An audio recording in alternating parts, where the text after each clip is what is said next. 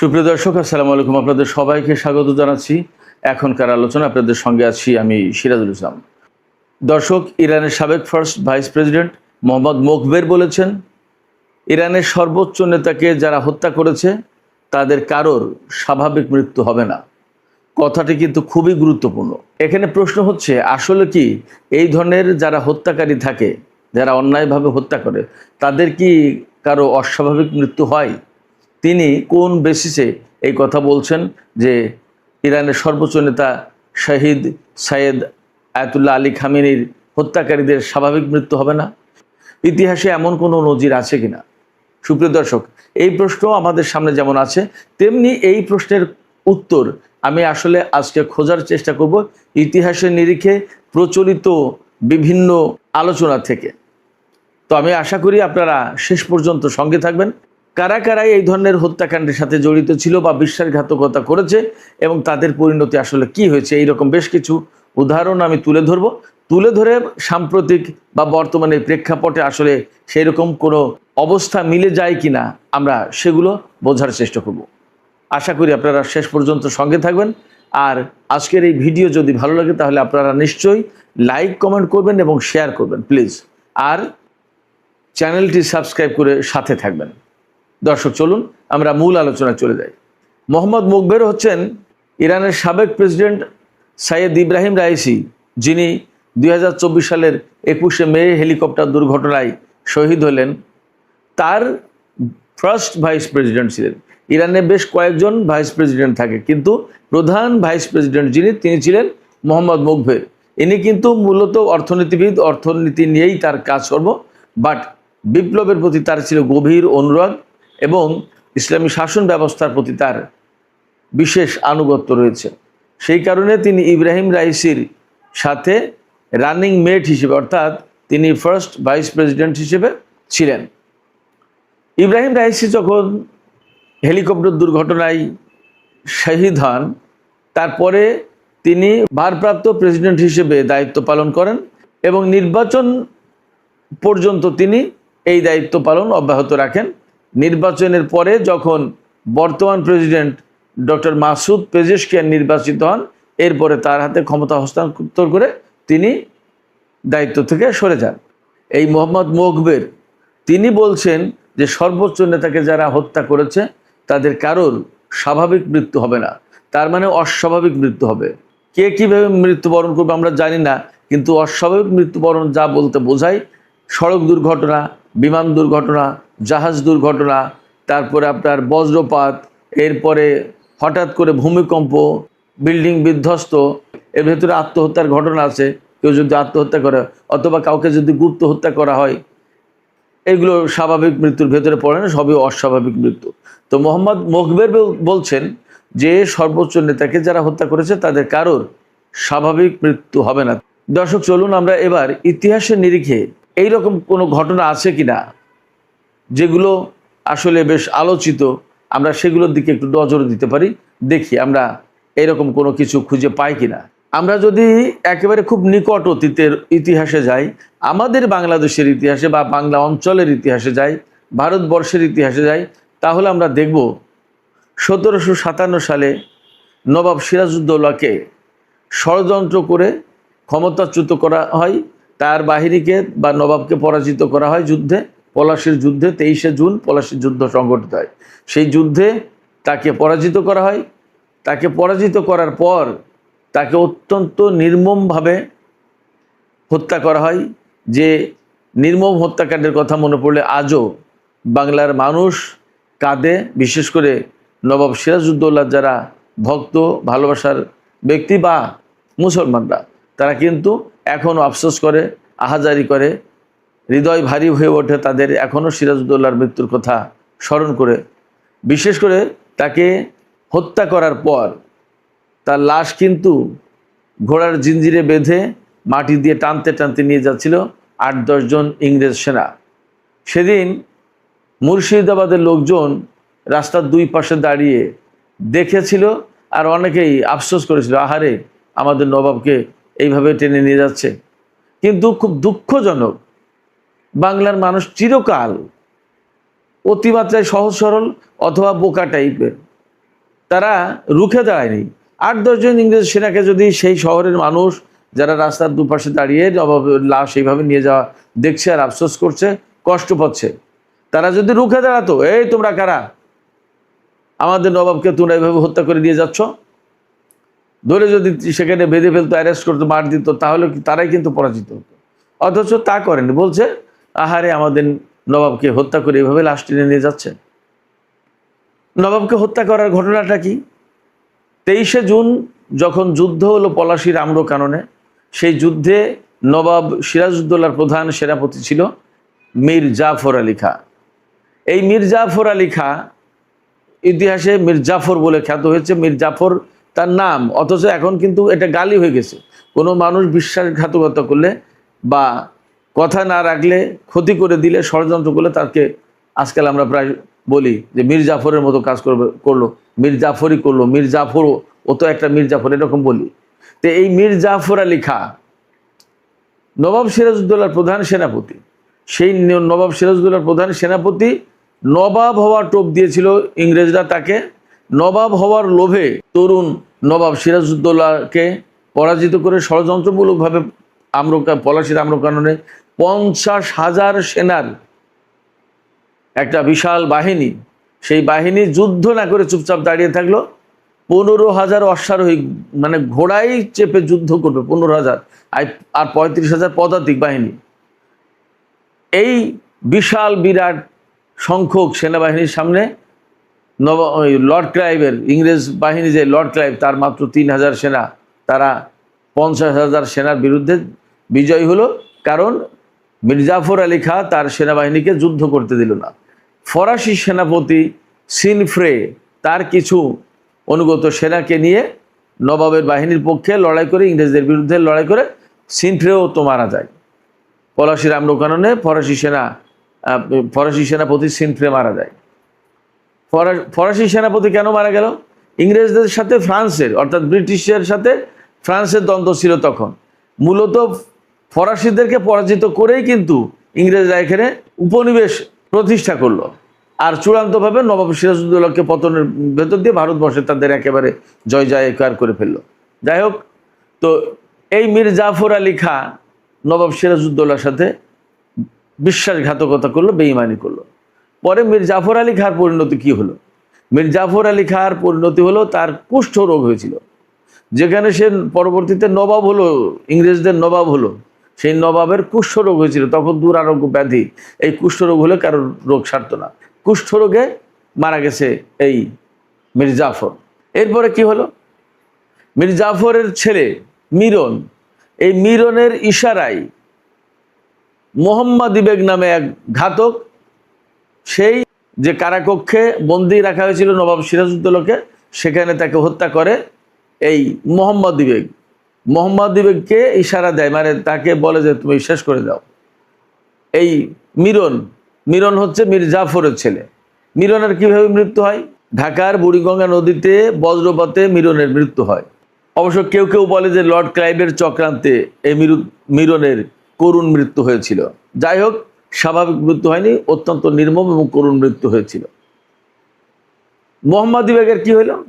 যে মোহাম্মদ বেগ নবাবকে ছুরি দিয়ে হত্যা করেছিল, সেই মোহাম্মদ বেগের কি হলো? নবাবকে হত্যার অল্প কিছুদিনের ভেতরেই এই মোহাম্মদ বেগের মাথায় গোলমাল দেখা দেয়, উন্মাদ, পাগল হয়ে যায়, এবং বলা হয় যে সে একটা কুয়োর ভেতরে ঝাঁপ দিয়ে মারা যায়। মীর জাফরের জামাতা মীর কাসেম নবাবকে ধরিয়ে দেয়। এই নবাবকে ধরিয়ে দেওয়ার জন্য যে মীর কাসেম দায়ী, সেই মীর কাসেম কিন্তু পরবর্তীতে ষড়যন্ত্র করে নবাব হয়েছিলেন। পুরো নবাব হওয়ার যখন চেষ্টা করে এই মীর কাসেম নবাব হওয়ার চেষ্টা করলে ইংরেজদের সাথে তার যুদ্ধ বাঁধে। বক্সারের যুদ্ধে এই মোহাম্মদ মীর কাসেম পরাজিত হয় এবং সেই রাস্তায় রাস্তায় ঘুরে বেড়াতে থাকে ছদ্মবেশে। শেষ পর্যন্ত নিঃস্ব, অনাহারে, নিঃস্ব হয়ে টাকা পয়সা কপর দুঃশূন্য হয়ে যায়, কোনো কিছু ছিল না, অনাহারে মারা যায় এই মীর কাসেম, মীর জাফরের জামাই মারা গেল, ছেলে মিরন মারা গেল বুড়িগঙ্গায় বজ্রপাতে, আর মোহাম্মদ বেগ যে ছুরি দিয়ে কারা প্রকোষ্ঠে হত্যা করেছিল নবাবকে, সেই মোহাম্মদ বেগ তো কুয়োর ভিতরে ঝাঁপ মেরে মারা গেল। এই ষড়যন্ত্রের সাথে, নবাবকে হত্যার ষড়যন্ত্রের সাথে জড়িত ছিল আরেকজন নারী, ঘসিটি বেগম। এই ঘসিটি বেগমকে ষড়যন্ত্র করে, এই মীর জাফরের পক্ষ থেকে ষড়যন্ত্র করে বুড়িগঙ্গা নদীতে ডুবিয়ে মারা হয়। এবং এই ঘসিটি বেগমের আর্তচিৎকার সেদিন বুড়িগঙ্গার আশপাশের লোকজন রাতের বেলায় শুনেছিল। তারও কিন্তু স্বাভাবিক মৃত্যু হয়নি। নবাব সিরাজউদ্দৌলাকে পতনের জন্য ঘসিটি বেগমের প্রাসাদ ষড়যন্ত্র বিরাট বড় দায়ী।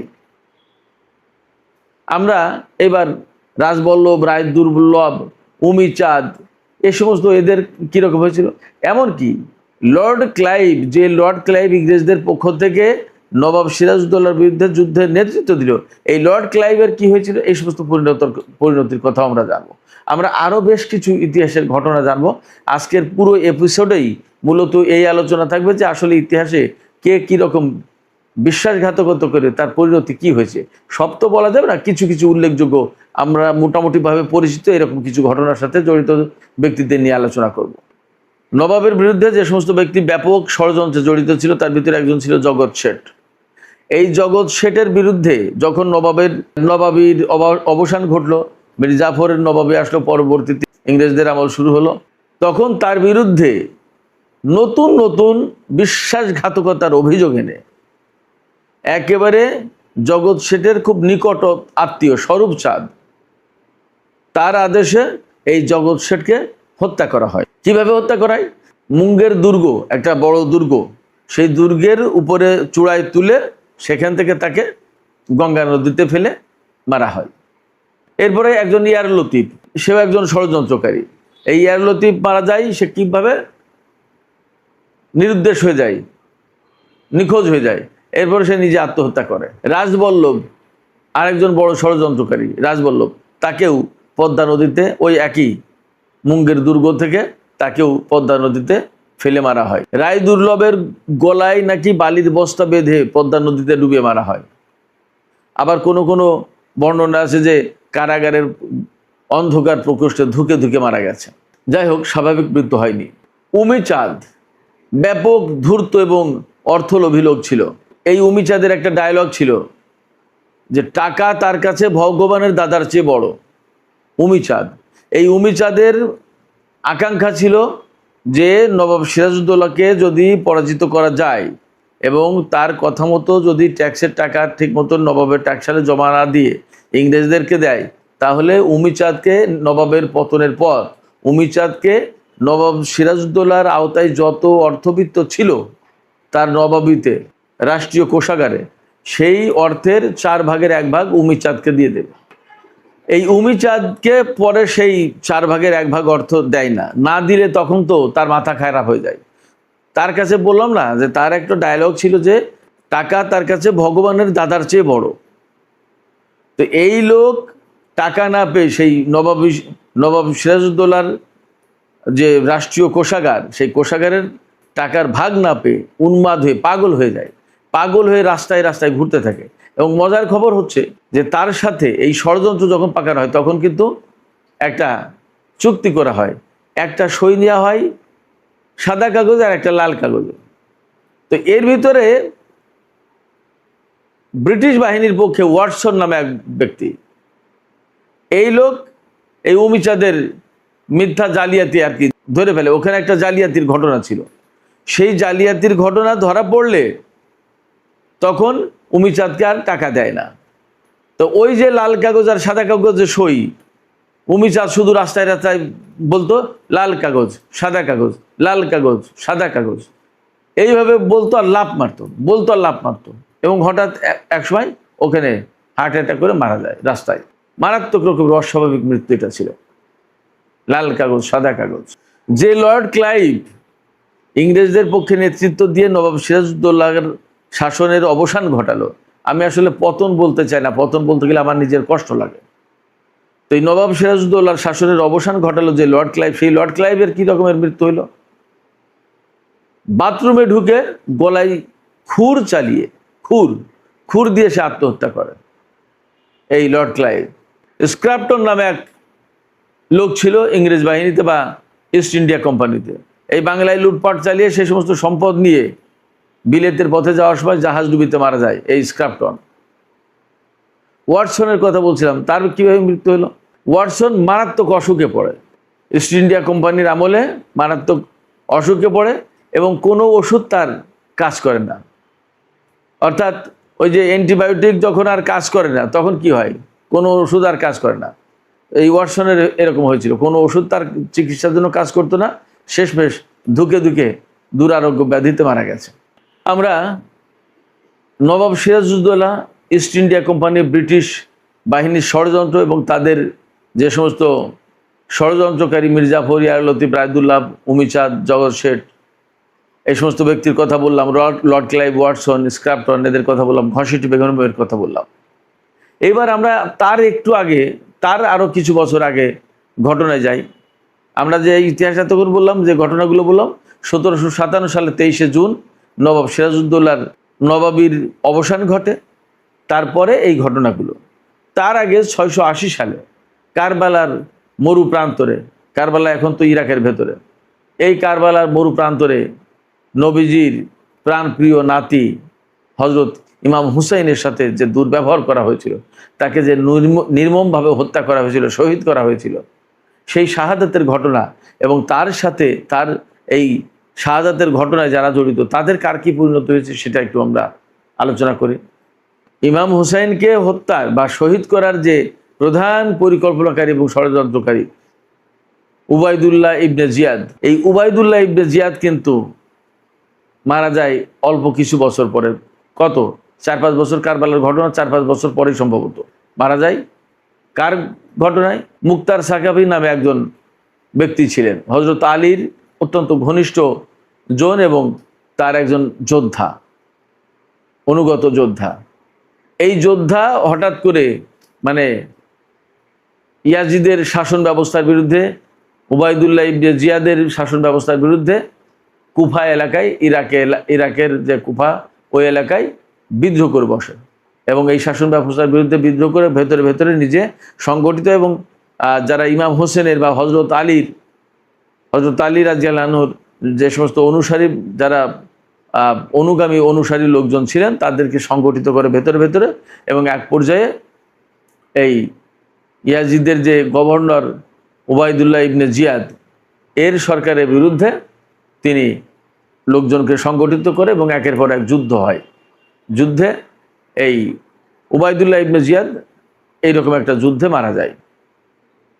কারবালায় ইমাম হুসেইনের বিরুদ্ধে যে বাহিনী পাঠানো হয়েছিল, সেই বাহিনীর যে সেনাপতি ছিল তার নাম ছিল ওমর ইবনে সাদ। এই ওমর ইবনে সাদ এই মুক্তার সাকাফির বাহিনীর সাথে যুদ্ধ করতে গিয়ে মারা যায় এবং খুব মারাত্মকভাবে মারা যায়। তার মৃত্যুর ঘটনাটা এরকম বর্ণিত হয়েছে যে যুদ্ধ করতে করতে ওমর ইবনে সাদের বাড়ির একেবারে ছাদে উঠে যায়, সেইখান থেকে যুদ্ধ করতে করতে তাকে হত্যা করে এবং সে লাশ নিচে পড়ে যায়, নিচের পানির চৌবাচ্চার ভেতরে পড়ে যায়। আমরা সীমারের কথা জানি, যে সীমার ইমাম হোসেনের মাথা দ্বিখণ্ড করেছিল, ধর থেকে আলাদা করেছিল। এই সীমারকে খুব ধিক্কার জানাচ্ছিল এই ওমর সাদ, কেন এখনো মাথা বিচ্ছিন্ন করো না। তো এই সীমার তখন ইমাম হোসেনের দেহ থেকে মাথা আলাদা করে ফেলে এবং এই সীমার, তার নাম পুরো নাম হচ্ছে সীমার ইবনে জিলজাওশন। এই সীমারও মুক্তার সাকাফির বাহিনীর হাতে নিহত হয়। আরেকজন হচ্ছে শিশু আসগর। কারবালার ময়দানে যে শিশু আসগরকে নিয়ে ইমাম হোসেন ফোরাত নদীর কূলে গিয়েছিলেন যে এই শিশুকে অন্তত পানি খেতে দাও, সে তো নিষ্পাপ, সে তো কিছু করেনি। যদি আমরা কোনো দোষ অন্যায় করে থাকি, আমরা করেছি, যদি করে থাকি, বা আমাদেরকে তোমরা পানি দিচ্ছ না সেটা অন্য কথা, কিন্তু এই শিশু তো নিষ্পাপ, শিশু বুকের দুধও পাচ্ছে না, আজ কয়দিন ধরে পানি নেই, সেক্ষেত্রে তাকে একটু পানি দাও। তখন ইমাম হোসেন তাকে নিয়ে যখন পানি একদম ফোরাত নদীর কূলে পানি আনতে যায়, তখন শিশু আসগরকে হত্যা করা হয়, তীর মেরে শহীদ করা হয়। যে তীর মেরেছিল তার নাম হচ্ছে হারমাল ইবনে কাহিল। এই হারমাল ইবনে কাহিলকেও মুক্তার সাকাফির বাহিনী ধরে বিরাট বড় অভিযান চালিয়ে এবং তাকে মৃত্যুদণ্ড দেওয়া হয়। সীমার তো মাথা কাটলো, মাথা কাটার পরে ইমাম হোসেনের মাথা নিয়ে যে ব্যক্তি গিয়েছিল ইয়াজিদের দরবারে, তার নাম হচ্ছে খাউলি ইবনে ইয়াজিদ। এই খাউলি ইবনে ইয়াজিদ কারবালার ময়দান থেকে মাথা নিয়ে তার বাড়িতে ফিরে আসে, বাড়িতে রাত থাকে, রাত থেকে পরের দিন চলে যায়। তো যখন বাড়িতে ইমাম হোসেনের মাথা নিয়ে আসে তখন দেখে তার স্ত্রী ইমাম হোসেনের চেহারা মোবারক দেখে চিনতে পারেন এবং তিনি স্বামীর সাথে সম্পর্ক ছিন্ন করেন। পরবর্তীতে মুক্তার সাকাবি যখন বিদ্রোহ করে, যখন বেশ জয় জয়কার অবস্থা, তার নিজের একটা সাম্রাজ্য প্রতিষ্ঠা হয়েছে, অর্থাৎ মুক্তার সাকাবির বাহিনী বা তাদের নিয়ন্ত্রিত একটা এলাকা প্রতিষ্ঠিত হয়েছে, তখন একের পর এক তো যুদ্ধ করতে থাকে এবং এক একজনকে হত্যা করতে থাকে। এই খাউলি ইবনে ইয়াজিদ তাকে এরকম ধরতে তার বাড়িতে অভিযান চালায়। তখন তার যে সেই স্ত্রী যে তার সাথে সম্পর্ক ছিন্ন করেছিল, সেই তার সাবেক স্বামীকে ধরিয়ে দেয়। এই লোক বাথরুমের ভিতরে লুকিয়েছিল, তাকে ধরিয়ে দেয়। ধরিয়ে দেওয়ার পর তাকে আনা হয়, মুক্তার সাকাবির বাড়ির সামনে তাকে মৃত্যুদণ্ড দেওয়া হয়। সর্বশেষ ইয়াজিদের ভাগ্যে কি হয়েছিল বলা হয়, এরকম বর্ণনা আছে যে ইয়াজিদের পেটের ভেতরে পোকা ঢুকেছিল এবং এই পোকা এমন এক ভয়ঙ্কর অবস্থা তৈরি করেছিল যে ইয়াজিদ শুধু পানি খেত, সবসময় পিপাসার্থ থাকতো, সবসময় পিপাসার্থ থাকতো। তাকে যতই পানি দেওয়া হতো সে পানি আর কখনো পিপাসা মিটত না তার। তো এক পর্যায়ে তার পেটের পুরো পাকস্থলী একদম পুরো খেয়ে ফেলে, পানির থলিমলি সব পোকায় খেয়ে ফেলে। খাওয়ার পরে সে পানি যাই খেত সব বেরিয়ে যেত, তার পানির পিপাসা কখনো মিটত না। এইভাবে সে মারা গেছে ইয়াজিদ। আবার অন্য বর্ণনায় আছে যে একজন রোমান মেয়ের সাথে প্রণয় ঘটিত ঘটনায়, মানে কলা কৌশলে ছলা কলা করে এই মেয়ে নাকি ইয়াজিদকে হত্যা করার ব্যবস্থা করে। তো যে ঘটনাই হোক, স্বাভাবিক মৃত্যু যে ইয়াজিদের হয়নি এটা মোটামুটি নিশ্চিত এবং পরিষ্কার। তো এই যে এই সমস্ত ঘটনা, আমরা তার আগের আরেকটু পিছনে যদি আরও পুরনো ইতিহাসে যাই, জুলিয়াস সিজারের কথা ইতিহাস খ্যাত, সবাই এখনও এটা নিয়ে সাহিত্য ইতিহাস চর্চা হয়েছে। এই জুলিয়াস সিজার খ্রিস্টপূর্ব 44 সালে, অর্থাৎ যিশু খ্রিস্ট বা হযরত ঈসা আলাইহিস সালাম জন্মের 44 বছর আগের কথা। এই জুলিয়াস সিজারকে হত্যা করে, যারা তাকে ষড়যন্ত্র করে হত্যা করে, সেই ষড়যন্ত্রকারী দুইজন যুদ্ধে পরাজিত হয় কয়েক বছর পরে এবং তারা দুইজনই, তার মানে স্বাভাবিক মৃত্যু না। তো এই জায়গায় আমরা আবার যদি ফিরে আসি ইরানের সাবেক ফার্স্ট ভাইস প্রেসিডেন্ট মোহাম্মদ মোকবেরের কথায়, তিনি বলছেন কি যে ইরানের সর্বোচ্চ নেতাকে যারা হত্যা করেছে তাদের কারোর স্বাভাবিক মৃত্যু হবে না।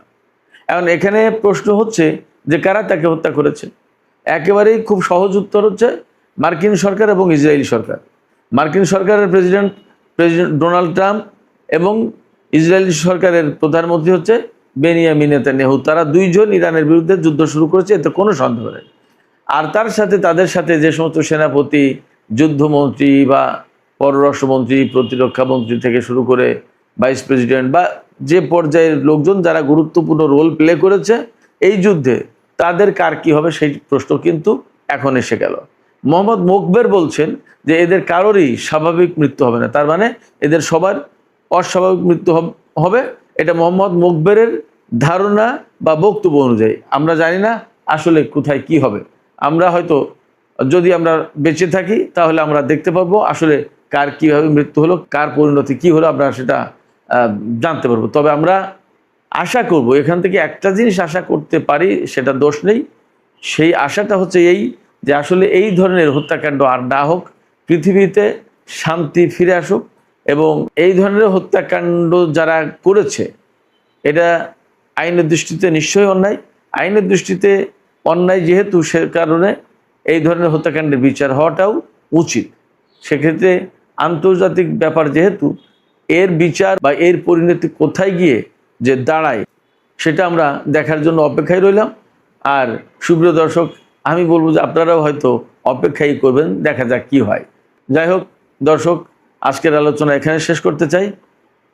আলোচনা শেষের আগে আপনাদের কাছে আমি জানতে চাই আপনাদের মতামত।